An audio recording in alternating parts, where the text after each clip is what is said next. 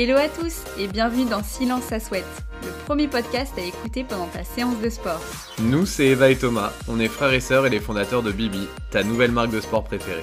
Tu veux booster tes résultats, rééquilibrer ton alimentation ou tu souhaites tout simplement que ta séance passe plus vite? Sur ce podcast, nous recevrons des coachs, des passionnés de sport ou même des sportifs du dimanche qui te partageront leurs meilleurs conseils ainsi que leur parcours.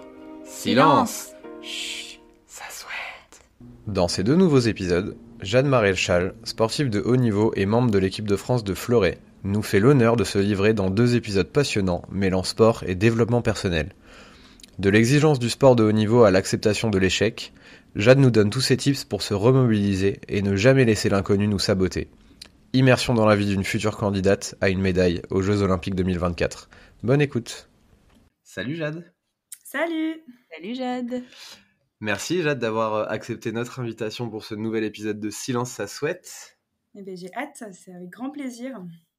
On est plus qu'excités, même je dirais ce matin, de recevoir Jade dans le podcast, puisque Jade est une sportive de haut niveau et tu es la première sportive de haut niveau qu'on reçoit dans ce podcast.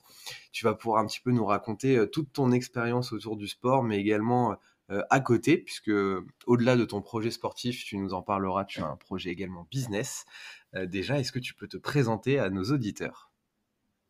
Oui, tout à fait. Alors, je suis Jade Maréchal et en réalité, j'ai trois casquettes, on peut dire. Avant tout, je suis une athlète de haut niveau à l'escrime, en équipe de France d'escrime, et je m'entraîne à l'INSEP. Parallèlement à cela, je suis toujours étudiante en école de commerce, en Master 1 de marketing international à Cage, à Paris. Et enfin, troisième et dernière casquette, je suis conférencière en entreprise pour la performance. Donc, j'ai mon entreprise et je mets l'athlète au service du collaborateur pour performer dans sa vie professionnelle. 3 vies dans une même vie. Exactement, une vie bien remplie. Ouais, on s'ennuie pas quand on s'appelle Jade Maréchal. Alors Jade, j'imagine qu'on t'a posé plusieurs fois la question, mais pourquoi l'escrime ? Alors, l'escrime, ça m'est venu de ma grande sœur. Je suis la cadette d'une famille de 6 enfants, 5 filles et un garçon.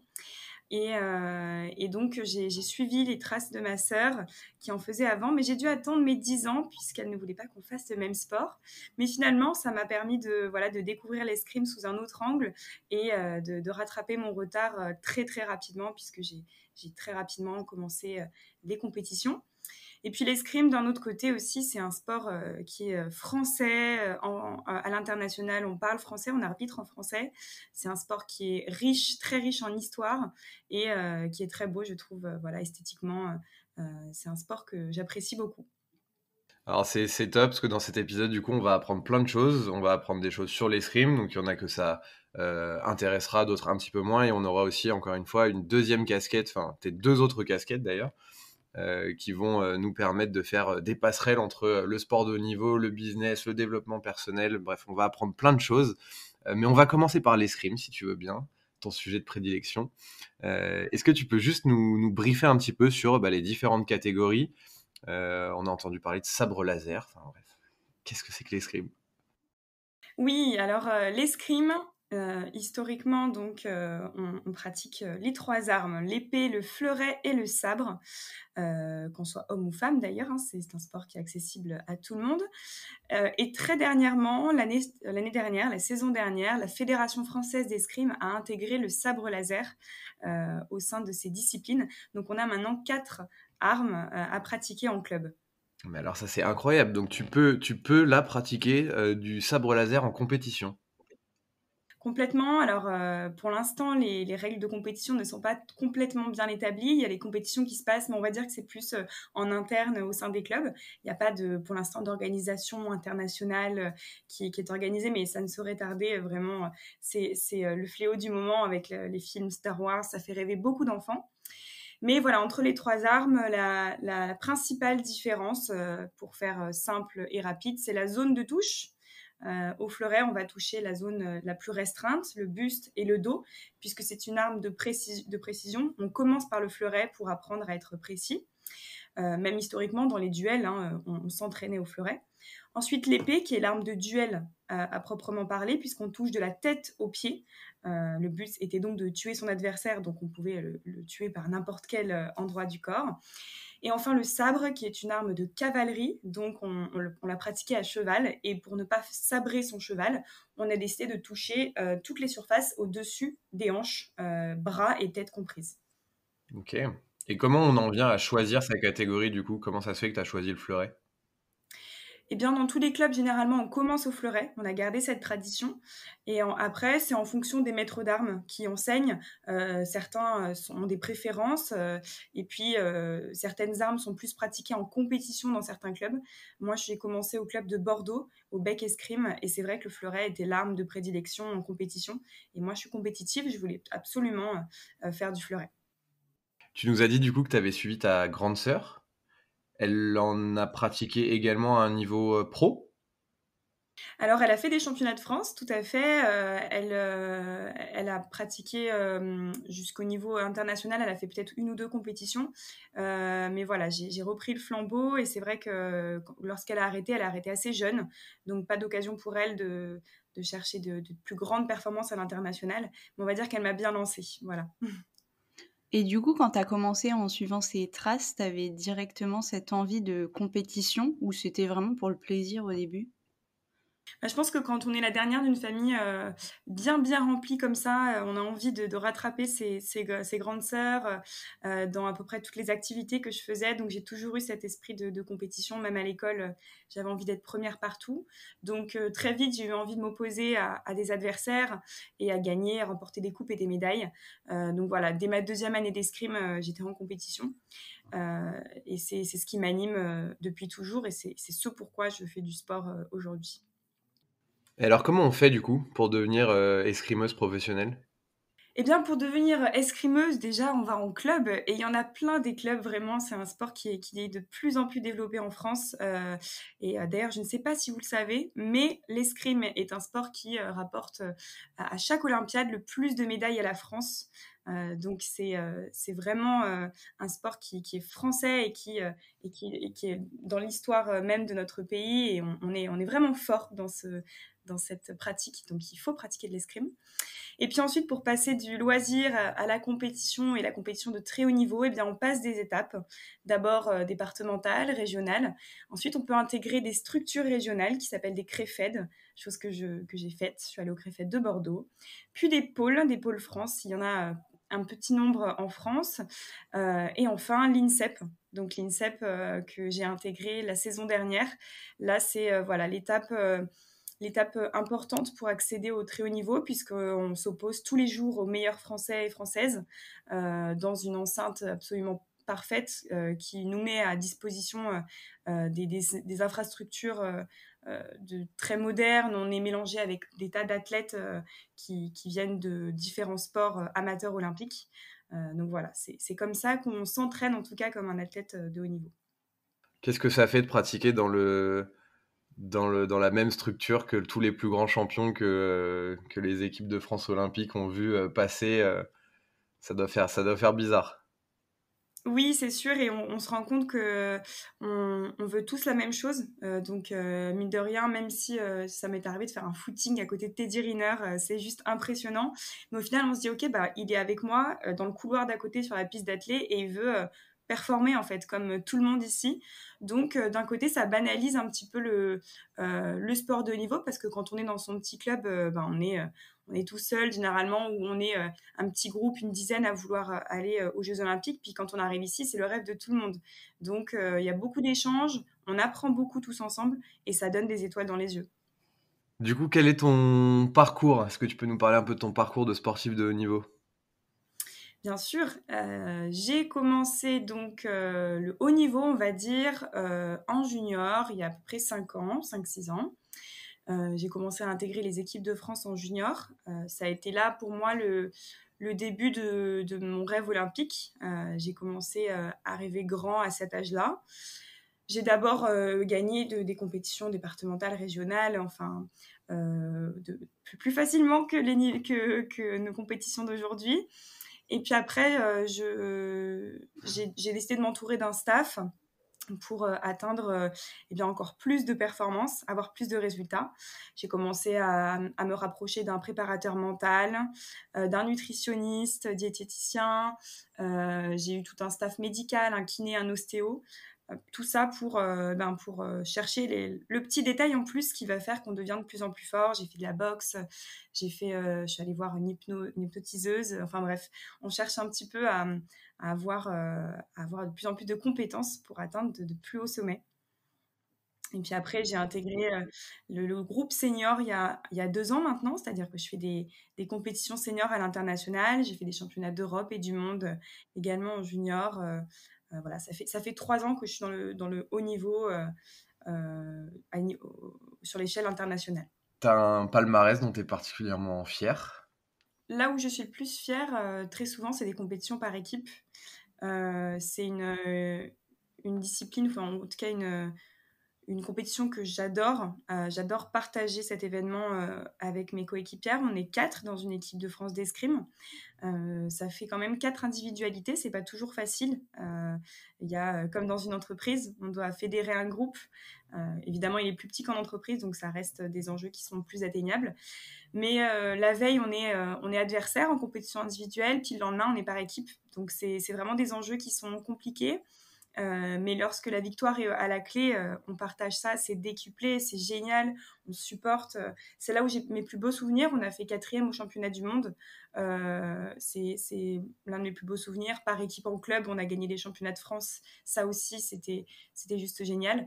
Donc voilà, les Jeux Olympiques, pour l'instant, je les rêve par équipe parce que c'est là où je me sens le plus confortable et c'est là où j'adore pratiquer mon sport. Alors, est-ce que tu peux nous raconter, j'imagine, ce souvenir incroyable de la première fois où tu as revêtu la tunique bleu-blanc-rouge? Oui, alors chez nous, c'est des drapeaux. En fait, on met un petit drapeau bleu, blanc, rouge sur les cuisses. Et ce jour-là, lorsqu'on a le droit de broder ou de coudre ces drapeaux, on sent qu'il y a en tout cas une marche d'accompli en plus. Quand on est jeune, on a l'impression que c'est une fin en soi. On rêve du bleu, blanc, rouge, on rêve de l'INSEP. Puis plus on grandit, plus on se rend compte que c'est simplement un passage. Mais quel passage, c'est vraiment super de représenter un pays à l'étranger. Alors pour la petite anecdote, je me souviens très bien du jour où je l'ai annoncé à ma maman. Ça a été une phase importante pour moi parce que mes parents ont un rôle immense dans ma carrière sportive.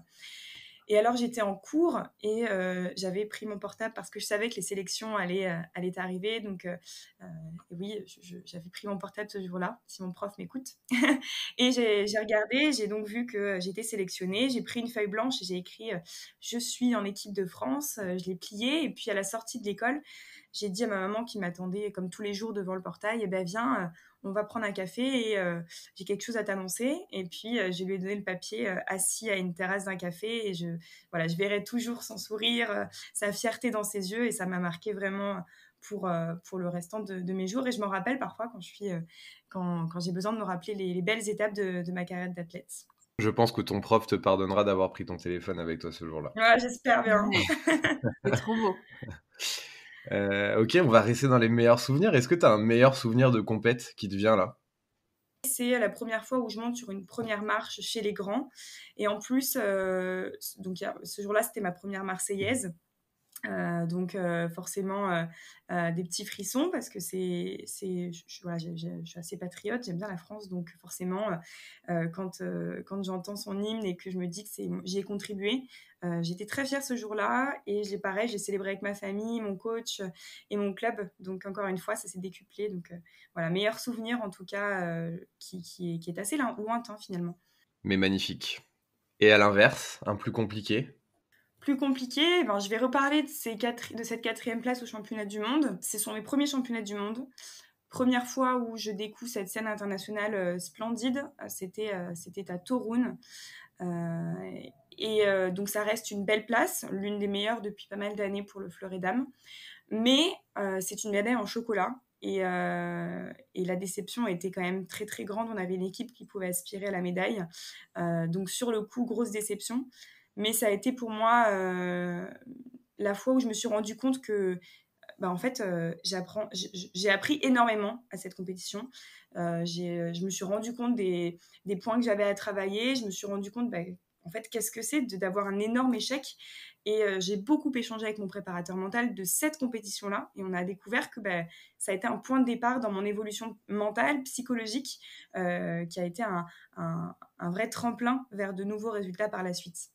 Pour les gens qui nous écoutent et qui découvrent peut-être l'escrime, bon, j'imagine que tout le monde connaît l'escrime, mais qui découvrent un peu plus en profondeur, est-ce que tu aurais un conseil à donner aux gens qui auraient envie de s'y mettre ou qui auraient envie de mettre leurs enfants peut-être à la rentrée prochaine? Est-ce que c'est un sport cher?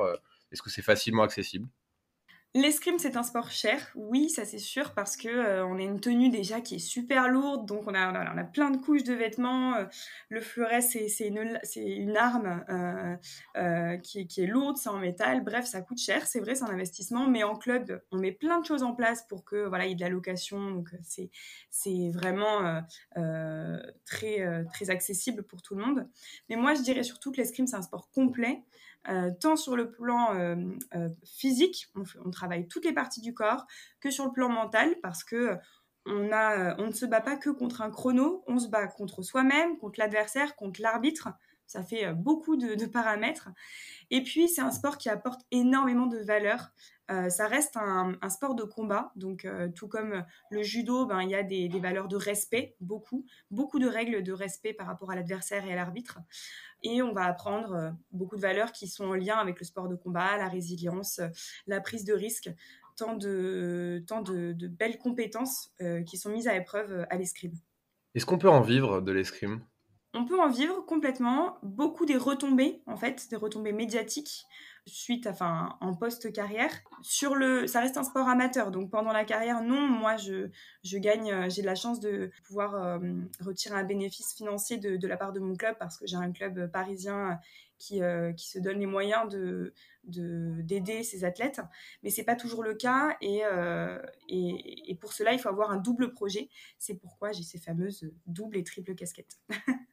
Eh ben justement, tu vas nous en parler juste après. C'est quoi du coup les sacrifices que tu as dû faire? Est-ce qu'il s'est passé des choses complètement inattendues qui étaient absolument pas prévues pour toi? Oui, je vais parler de mes études. J'ai choisi de conserver la voie classique. Je ne suis jamais allée en sport-études.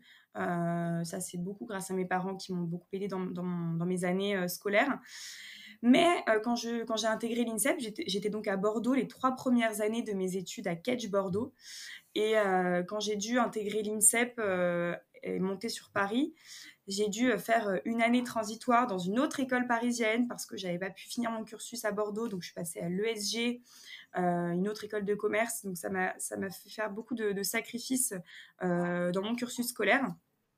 Donc ça, c'est voilà, c'est le paramètre principal. Mais sinon, à ça, on ajoute tout ce qu'englobe une vie sportive avec son hygiène de vie. Moi, je suis quelqu'un qui aime bien... je suis très organisée et j'aime bien être dans un cadre que je maîtrise. Et donc, j'aime bien me donner à fond dans ce que je fais. Donc, forcément, je ne connais pas beaucoup les soirées d'école de commerce. J'en ai fait une au tout début, mais voilà, ma vie sociale étudiante, c'est vrai, est mise à prix. Mais bon... parallèlement à ça, je vis tellement de choses incroyables dans le sport que je changerais ma vie pour rien au monde. Comment tu as choisi ta voie, du coup, pour tes deuxième et troisième casquettes à côté de l'escrime? Eh bien, j'ai une formation, on va dire, de ma famille, famille maréchale, qui est assez commerçante. Mon papa a une fibre, voilà, il est très communicant, très avenant, et on a été pas mal baignés dans ce bain-là dans ma famille. Donc j'avais tout de suite envie d'entrer dans cette branche-là, échanger avec le monde, entreprendre beaucoup. Donc j'ai intégré assez logiquement une fibre commerciale. Et puis en ce qui concerne les conférences, eh bien là c'est grâce à mon sport puisque pour financer mes saisons, j'ai dû trouver une solution pour récolter des fonds et pour impliquer dans ma carrière des entreprises. Et je me disais, tiens Jade, qu'est-ce que tu peux faire en échange d'une aide financière des entreprises? Et j'ai commencé à parler de ma carrière. J'intervenais chez mes partenaires pour raconter ce que je faisais tout simplement au quotidien. Et je me suis rendu compte que ça intéressait et que des chefs d'entreprise m'appelaient pour me dire tiens, est-ce que tu peux venir dans un mois, je fais un kick-off avec mon entreprise, est-ce que tu peux venir raconter ce que c'est que le sport de haut niveau? Et j'y ai pris goût et je me suis dit que j'allais en faire une activité à part entière. Et c'est ainsi que j'ai créé mon entreprise il y a 1 an. Hyper intéressant, j'imagine, pour toi aussi, d'intervenir devant des gens qui ont 10, 15, 20 ans, 20 ans d'expérience et de partager la tienne. En quoi le sport de haut niveau, ça t'aide pour ça? Déjà, j'ai 21 ans, donc la première fois où j'intervenais auprès d'entreprises, de collaborateurs qui ont parfois 30, 40 ans de plus que moi, c'était impressionnant. Et je me disais, qu'est-ce que je vais bien pouvoir leur dire? Ils ont plein d'expériences en plus vécues que moi. Qu'est-ce que je vais pouvoir leur transmettre? Et en fait, je me suis rendu compte que dans mon domaine, je pouvais apporter beaucoup. Et lors d'une conférence, il y a beaucoup d'échanges et que eux, dans leur domaine, ils m'apportaient aussi. Ça m'a bien sûr développé ma confiance en soi. Je parlais devant une assemblée de 600 personnes. Forcément, on apprend à relativiser, à être concentré sur le moment présent et à se dire, tu es là pour une tâche. Les gens te font confiance pour parler du sport de haut niveau. Tu sais faire, c'est ta compétence. Que tu aies 20 ans ou 30 ans, c'est la même chose. Tu peux parler de ça. Et en plus, ma valeur ajoutée par rapport à d'autres conférenciers qui seraient en post-carrière sportive, c'est que moi, je suis dans le jus, en fait. Donc, ce dont je parle, c'est du concret. Je le vis encore. Quand je dis que j'ai des échecs, je suis en plein dedans. Quand je dis que je prends un risque, je prends tous les jours un risque. Donc, peut-être que c'est ça aussi qui intéresse les entreprises chez qui j'interviens. Donc voilà, ça c'est vraiment ce qui m'anime dans la conférence. Puis alors, par rapport à ta deuxième question sur comment le sport de haut niveau m'aide à intervenir dans des entreprises, eh bien, c'est toutes les valeurs dont j'ai parlé au début, la résilience, le partage, la communication que je mets en place tous les jours avec mes coachs et mes collègues d'équipe ou mes collègues d'entraînement. Là, pareil, je le mets à profit dans mon activité professionnelle. J'apprends à communiquer, à utiliser les bons mots lorsque j'interviens. Juste pour teaser un petit peu l'épisode de la semaine prochaine, est-ce que tu peux nous donner les grandes thématiques que tu traites justement sur lesquelles tu peux apporter ta valeur ajoutée? Je donne des clés qu'un athlète de haut niveau utilise au quotidien dans son entraînement, dans ses compétitions, pour les mettre à profit dans le monde de l'entreprise. Concrètement, je dis que nous, on est des athlètes, de la même manière qu'un collaborateur, c'est un membre clé dans une entreprise. On fait tous les deux face à l'adversité. Moi, un adversaire et lui, un concurrent. On évolue dans un marché, moi sur une piste, lui dans un marché économique, et on cherche à toucher, lui une cible, moi l'adversaire. Donc il y a beaucoup de parallèles comme ça qu'on peut faire, et j'en passe. Donc, je parle de thématiques allant de la gestion d'échecs à comment mettre en place un objectif. Je parle d'organisation, je parle de prise de risque, de résilience, d'hygiène de vie, tout ce que moi je mets en place au quotidien, comment gérer un échec qui peut intéresser un salarié dans une entreprise.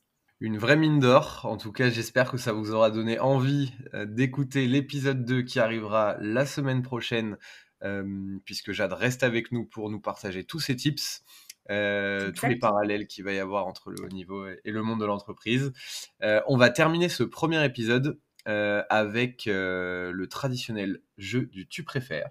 Allez, c'est parti, je suis prête. Première question, si tu devais choisir, est-ce que tu préférais une médaille d'argent au jeu ou être championne du monde? Une médaille d'argent aux Jeux. Les Jeux Olympiques, c'est une compète qui est complètement à part et c'est une expérience folle à vivre. Donc ouais, aux Jeux Olympiques. Et la deuxième, est-ce que tu préférerais vivre tout juste de l'escrime ou aisément d'une vie professionnelle plus classique? Waouh, mais là, c'est une question. J'aimerais dire que jusqu'aux Jeux Olympiques, jusqu'à ce que j'atteigne mon objectif, évidemment, vivre tout juste de l'escrime parce que c'est ce qui m'anime et j'aurais beaucoup de mal à arrêter. Ouais, je dirais tout juste de l'escrime jusqu'à atteindre mon objectif. La passion avant toute chose. Exactement. Et Jade, on te remercie pour ce premier épisode qui était fort intéressant. J'imagine que vous avez appris plein de choses derrière vos téléphones, vos écrans sur la pratique de l'escrime. On retrouve Jade la semaine prochaine pour toutes les thématiques qu'on a abordées ensemble, avec les liens avec la vie professionnelle. Merci Jade. Merci à vous, merci. Merci. Et voilà, l'épisode est terminé. On espère que t'es en train de dégouliner. On se retrouve très bientôt pour un nouvel épisode de Silence ça souhaite. Et d'ici là, on te donne rendez-vous sur notre Instagram, mybibi.co.